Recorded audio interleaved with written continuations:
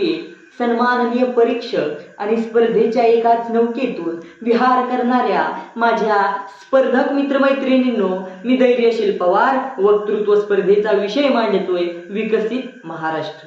माझं कर्तव्य, माझं योगदान विकसित महाराष्ट्रासाठी. विकसित महाराष्ट्र हे फक्त स्वप्न नाही, तर ती तुमचं आमचं कर्तव्य आहे. विकसित महाराष्ट्र हे तंत्रज्ञान जनसामान्य माणसांपर्यंत, तळागाळातल्या माणसांपर्यंत पोहोचवलं गेलं पाहिजे, जेणेकरून शेतकरी ड्रोनद्वारे आपली पिकं तपासतील. तसेच तरुण मुलं हे ऑनलाईन शिक्षण घेतील आणि स्त्रिया किंवा महिला ह्या डिजिटल व्यवहार करतील.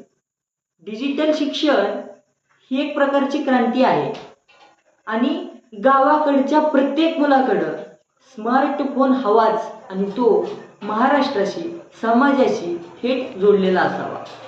स्टार्टअपबद्दल जर सांगायचं झालं तर महाराष्ट्राच्या मातीमध्ये, गावाकडच्या मातीमधली एक कल्पना जगाच्या बाजारात, म्हणजे रोजगाराचा पण पैसा गावातच, रोजगार पण गावातच आणि पैसा पण गावातच.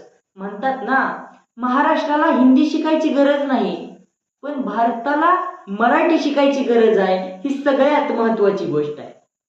शाश्वत विकासाबद्दल बोलायचं झालं तर सौर ऊर्जासारखे प्रकल्प महाराष्ट्रात राबवणं, तसेच पावसाचं पाणी एका पद्धतीनं साठवणं आणि हरित प्रकारची शेती करणं, म्हणजे विकास हा पर्यावरणाला भांडणार नाही आणि ते दोघंही एका पद्धतीनं, उत्तम पद्धतीनं काम करतील.